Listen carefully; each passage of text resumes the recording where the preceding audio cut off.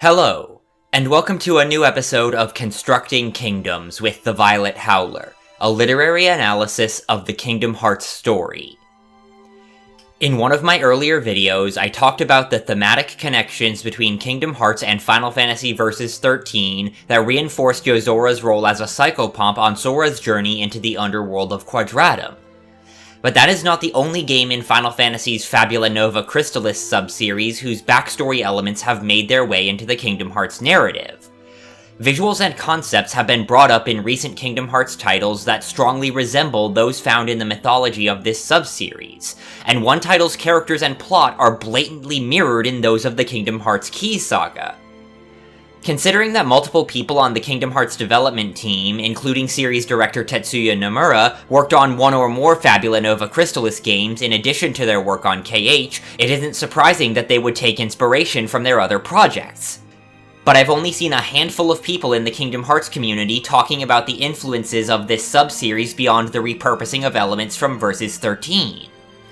So for today's video, I'm going to talk about some of the ways that the other Fabula Nova Crystallis games have influenced the story, lore, and characters of Kingdom Hearts. Series creator Tetsuya Nomura has claimed that the bad ending of the Kingdom Hearts 3 DLC secret boss fight with Yozora is just there as a reward for players even if they don't defeat the boss, and that the existence of dual endings has no significance to the larger story. Which carries the implication that the ending where Sora loses is not canon. But even if it isn't, the visual choices the developers made still carry interesting and thematically relevant implications for the story to come in Kingdom Hearts 4. One of the key elements of the Fabula Nova Crystallis mythos is the l'Cie, beings who are branded as servants by the gods of the setting or their agents and given a task that they are compelled to carry out on their patron's behalf. The word used for a l'Cie's task in the original Japanese script, shimei, is translated in the official English localizations as focus, but it can also be translated into English as mission, or as Kingdom Hearts repeatedly says, "Do you want to know what my role is?" Because that is my role. I had a role to play. Upon successful completion of their role, a l'Cie is imprisoned in crystal stasis, granting them eternal life by keeping their heart and soul tethered to the world of the living. In Final Fantasy Type 0, this is because otherwise all memories of them are erased from the minds of the people who knew them after they die. Which I've mentioned in previous videos is a concept that Kingdom Hearts has referenced before in KH2, 358 Days, and Limit Cut. But because the stasis means spending eternity as a frozen statue, many characters in Final Fantasy XIII and its sequels treat crystal stasis as barely any different than dying. As I've said in previous videos, Sora at the end of Kingdom Hearts 3 died on at least a symbolic level, even if it turns out to not be a literal death. And while its canon status is currently in doubt, the bad ending to the Kingdom Hearts 3 secret boss features Sora being trapped in crystal, in a process that strongly mirrors the crystallization that l'Cie undergo in the Fabula Nova Crystallis games. Furthermore, l'Cie are implied to dream of things that are important to them while trapped in crystal stasis.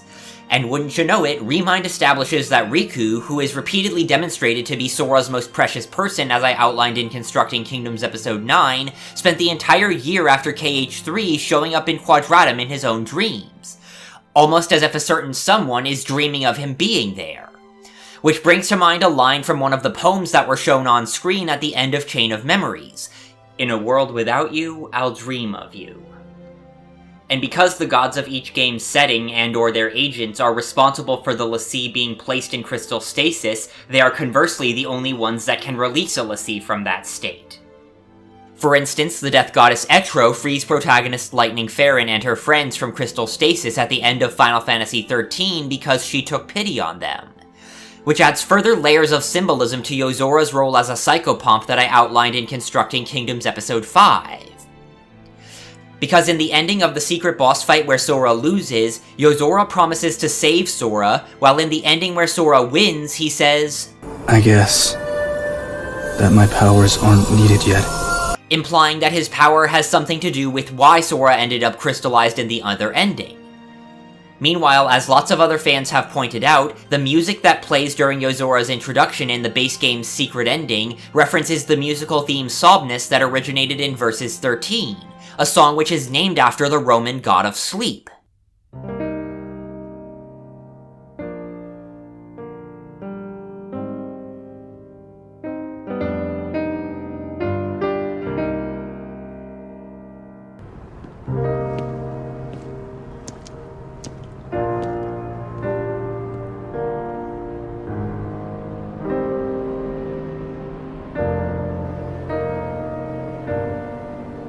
And as Chirithy says in Kingdom Hearts 3, "The edges of sleep and death touch, and one can't help the occasional crossover." when combined with Yozora's connection to Riku that was established in KH3, and the hints at Riku being the quasi-god of the Kingdom Hearts universe that I discussed in one of my past videos, the bad ending to the Limit Cut secret boss implies that Yozora is a divine entity himself.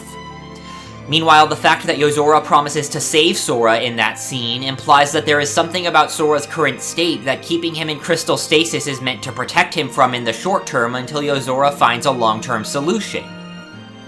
But while Nomura says there's no significance to the Yozora boss fight having two different endings, there are parallels between the structure of the Kingdom Hearts and Fabula Nova Crystallis universes, which imply that his words are a half-truth, if not an outright lie. Because both franchises incorporate the concept of reality being divided into two sides, with the side opposite from the one the characters live on being associated with death, whether literally or symbolically. In Fabula Nova Crystallis lore, the universe is divided into the visible world where all the characters live, and the unseen realm where the souls of the dead go when they die. Meanwhile, despite being full of life, the Kingdom Hearts 4 trailer explicitly frames Quadratum as an afterlife for Sora and Strelitzia, on top of the symbolism and narrative parallels that associate unreality with death that I talked about in previous videos. And both franchises also feature a specific world that serves as a halfway point between the two sides of reality. The 2011 game Final Fantasy XIII-2 introduces the realm of Valhalla, a place located between the visible and the unseen worlds that the souls of the dead pass through on their way to the afterlife, like the river Styx in Greek mythology. Then in 2019, Kingdom Hearts introduces the Final World, a place explicitly identified as the last stop before the actual afterlife for the hearts of those who have died but have yet to move on. This parallel even reinforces the evidence of Yozora being a psychopomp, given that Sora encounters him in a nighttime version of the place after the end of Kingdom Hearts 3 before ultimately ending up on the other side of reality. Meanwhile, the upcoming Missing Link mobile game introduces the Astral Dimension, a place located between existence and non-existence that takes the form of an empty city devoid of any native inhabitants aside from monsters to fight. Which not only blatantly mirrors Valhalla, but also brings to mind how the KH3 secret ending and Yozora's boss fight take place in a version of Quadratum that is completely devoid of any other signs of life. And because of Valhalla's association with death, battles that take place there are expected to go on eternally, with the 13-2 Ultimania establishing that battles in Valhalla occur on an endless loop.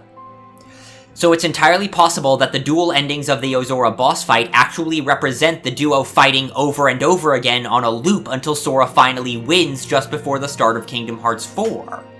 And that Riku's dreams of Quadratum are caused by his role as Sora's Dream Eater, pulling him into Sora's dreams while the latter is in crystal stasis in between fights with Yozora.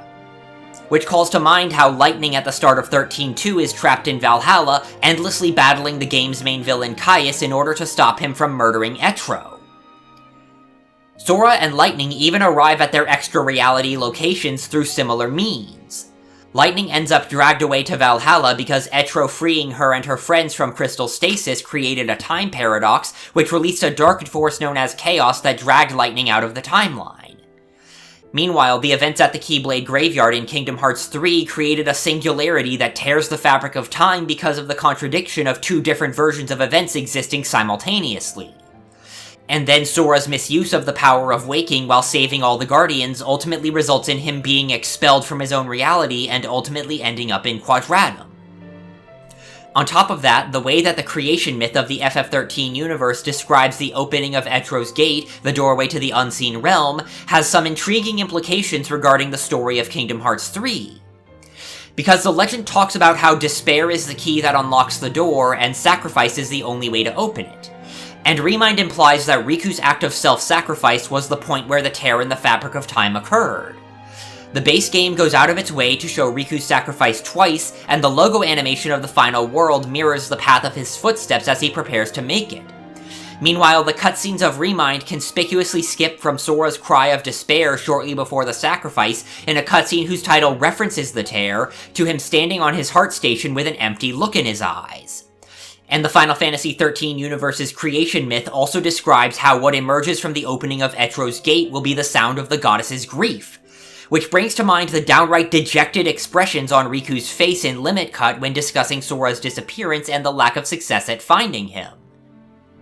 But the story parallels between Kingdom Hearts and the Final Fantasy XIII trilogy don't end there. Both Kingdom Hearts 3 and the 2013 game Lightning Returns, the third game in the FF13 universe, end with their main character transported to a world that is a clear stand-in for the real world of the audience. Lightning Returns ends with Lightning and her friends leaving behind their dying original world to travel to a new one that is all but stated to be our Earth, with the souls of their world flying past what we can clearly see are Saturn, Mars, and Earth's moon as they approach the new world.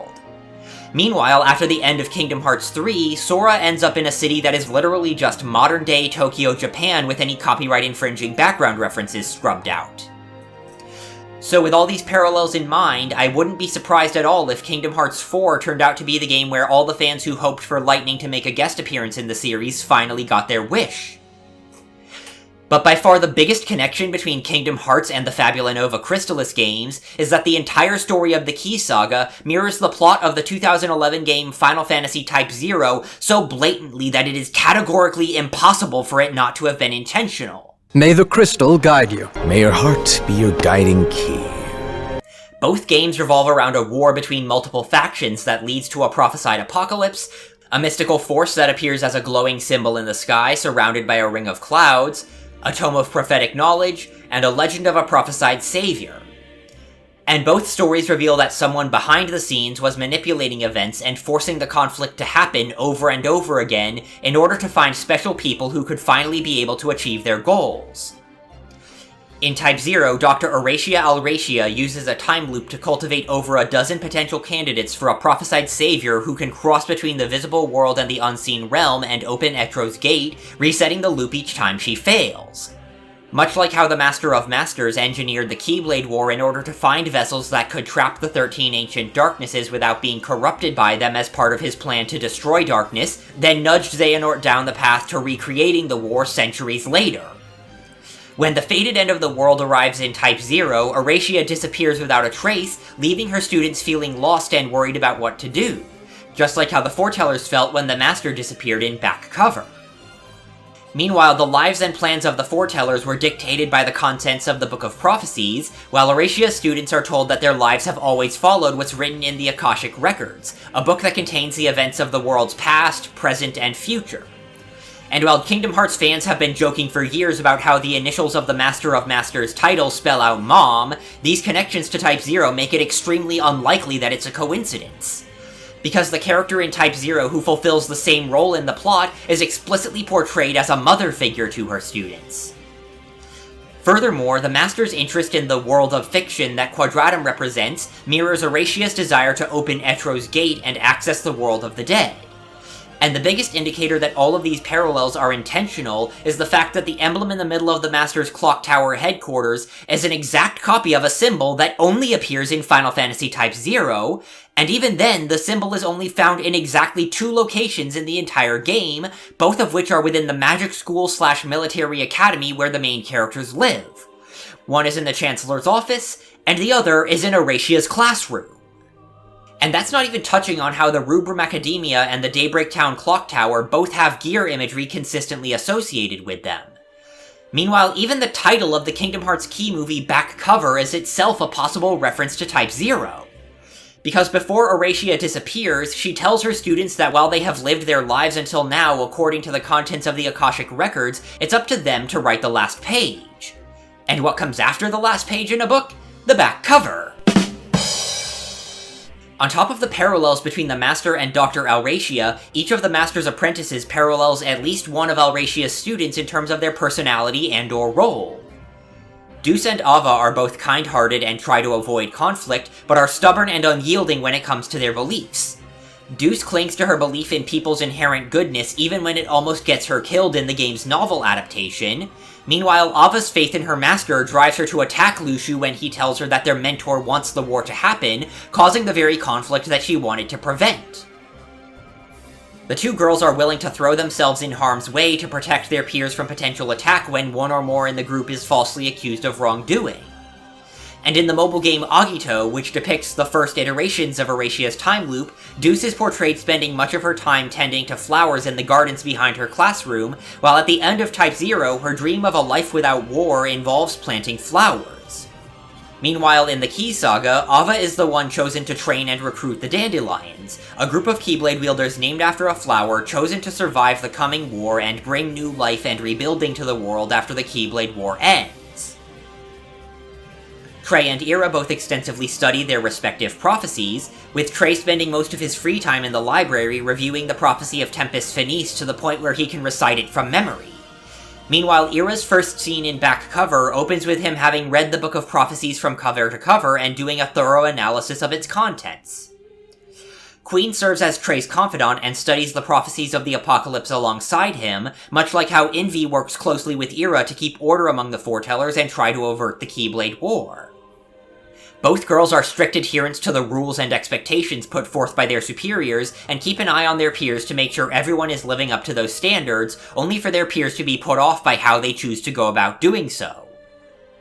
Nine and Aced are both straightforward but short-tempered, often acting without thinking, and both react with hostility and defiance when their mentor places them under the authority of someone else. 8 and Gula are both level-headed and take a methodical approach to problems, but are caught off guard when dealing with people whose personalities they can't understand. And Joker serves as Eurasia's assistant, monitoring the events of her time loop, just like how the Master gives Lushu the job of watching everything in the Key Saga unfold. They both wear face-concealing hoods, achieve supernaturally long lifespans in the course of carrying out their assignment, and are ultimately shown to strongly dislike the cost of their teacher's plans. On top of all this, even the characters that tie into Lushu's narrative have connections to Joker or characters associated with him. Skuld from Kingdom Hearts Union Cross bears a strong resemblance to Joker's companion Tiz, who is in the same position as him as one of Eurasia's assistants. And as the only member of the Dandelions unaccounted for at the end of the mobile title, Skuld is strongly suspected of being the mysterious Subject X introduced in Kingdom Hearts 3 that secret reports confirm Lushu had spirited away from Radiant Garden to parts unknown. Meanwhile, the face on Joker's hooded character model looks almost identical to the character of Machina, who Joker refers to as Other Me when they interact in the game, and who looks incredibly similar to Brain, a character that Kingdom Hearts introduced several years after Type 0, who Lushu approached as Daybreak Town was collapsing and may or may not have taken as his first vessel. Although Type 0 director Hajime Tabata has said that Joker's line was only symbolic, as my previous videos have demonstrated, the Kingdom Hearts narrative has a habit of taking such symbolic ideas and figurative language and making it literal. So these connections call into question who it was we actually saw at the Keyblade Graveyard in the finale of Union Cross. Meanwhile, Bragi, Lushu's vessel during Dark Road, resembles Joker's canonical face design as revealed in the Agito mobile game 5 years before Dark Road released. There are honestly so many connections between Class 0 and the Lost Masters that trying to make this section any longer literally broke my video editing software. So for a more detailed breakdown on each foreteller's parallels to their Type 0 counterpart, I highly recommend checking out Nanaki's essay, A Type 0 Fan's Guide to the Foretellers, that I've linked in the description below. But even if you ignore the character parallels, the design of each foreteller's Keyblade still references the weapons, abilities, and other combat traits of Class 0. Deuce's primary weapon is her flute, which produces sonic attacks when she blows air through it, while Ava's Keyblade is a gust of wind. Trey is an archer, and the teeth of Ira's Keyblade are reminiscent of a bow and arrow. 8's gameplay is based around attacking quickly since he fights with his bare hands instead of an actual weapon, with one of his movesets being called the Thunderclap form in the original Japanese release, which the localization translated as Quick Bolt Stance. Meanwhile, Gula's Keyblade is modeled after a lightning bolt, a symbol associated with both thunder and speed. In the menu for Type 0, Joker's sword is labeled as Unknown, with it being ambiguous whether that's the literal name of the sword, or simply that the name is not known. Meanwhile, Lushu is given a Keyblade that he is told has no name, only for him to immediately declare No Name its actual name. And although Envy's Keyblade looks more like a flowery vine than the swords that Queen wields, one of the students in Class 0, a girl known as Seven, uses whip blades as her primary weapons, one of which is named the Thorn Whip in Japanese, or Rose Thorn Whip in English. Meanwhile, the design of Ased's Keyblade is themed around rocks and earth, and the upgraded version of Nine's starter ability Jump involves him causing damage to the ground as he drops down on his enemies from above. But the Foretellers are not the only characters in Kingdom Hearts with parallels to members of Class 0. The Master of Masters himself has strong parallels with the character of Jack, who is viewed by his peers as a childish, carefree goofball, but is actually more observant and serious than he lets on, using the facade of a fool to both keep the class's morale up and to hide his true strength from the people around him. Much like how the Master acts playful and teasing with his apprentices, but is actually a lot more serious and ruthless than he lets on, as demonstrated when he explains his plans to Luxu in Union Cross.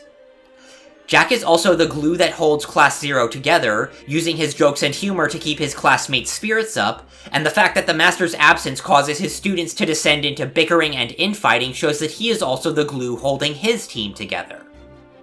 Both Jack and the Master are also very cynical, if not outright nihilistic, about the fate of the world and the ability of their respective teams to prevent it.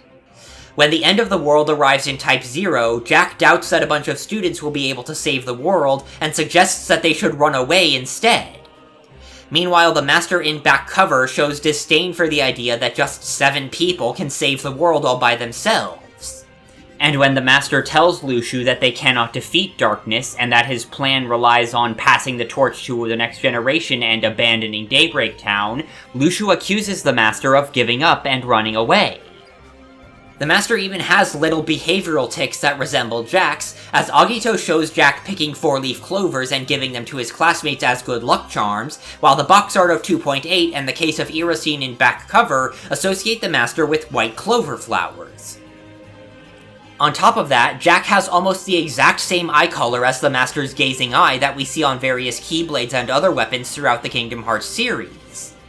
And if all those connections weren't enough, the Master even offers Jack as a possible name for himself when Xehanort asks who he is during their meeting in Dark Road. On top of the parallels between their respective protagonists, even Type 0's antagonists have parallels to the Kingdom Hearts Key saga.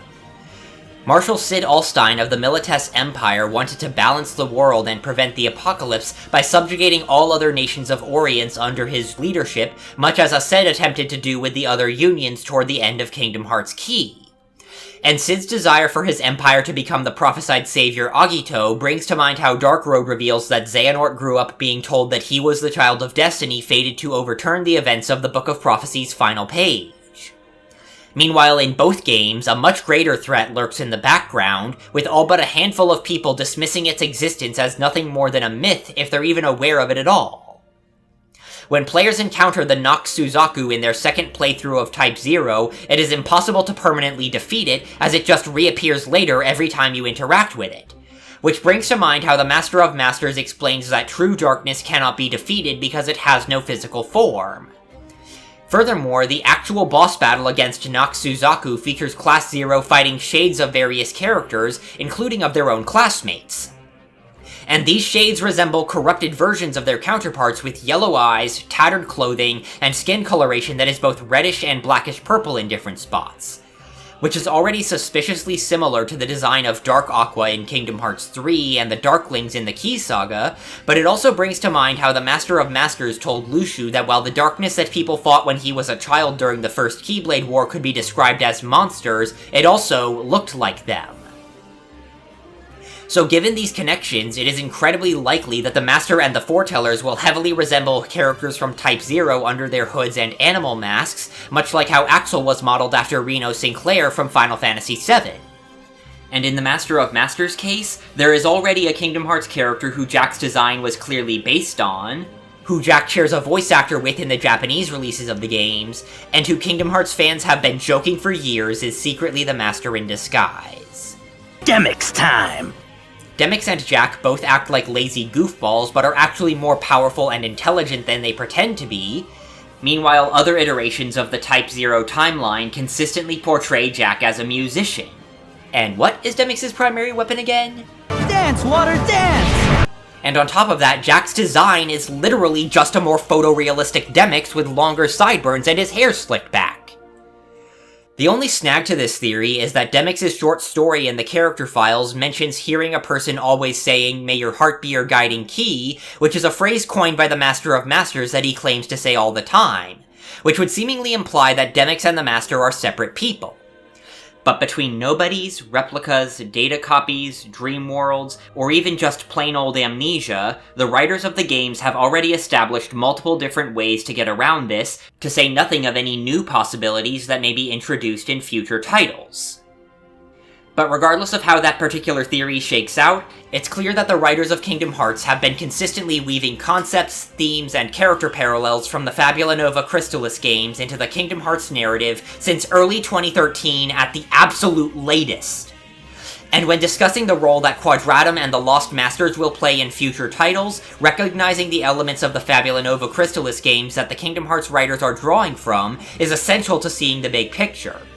Because if the story continues in the direction that it looks to be going in, there will be a lot of major plot twists coming up whose full impact will go over the heads of anyone who isn't familiar with the material that the Kingdom Hearts developers have been drawing from. Thank you all so much for watching. I'd like to give a special thank you to Nanaki for translating Agito's cutscenes and helping me get a hold of some visuals for the Type 0 section of this video that I wasn't able to track down on my own, and once again for the incredible essay that inspired this video in the first place. As always, if anyone has any thoughts, observations, or counter-arguments regarding anything I've said here in today's video, feel free to share in the comments below. And if you want to be notified the next time I upload another episode, feel free to click subscribe, and I'll see you back here again on August 31st for my next video.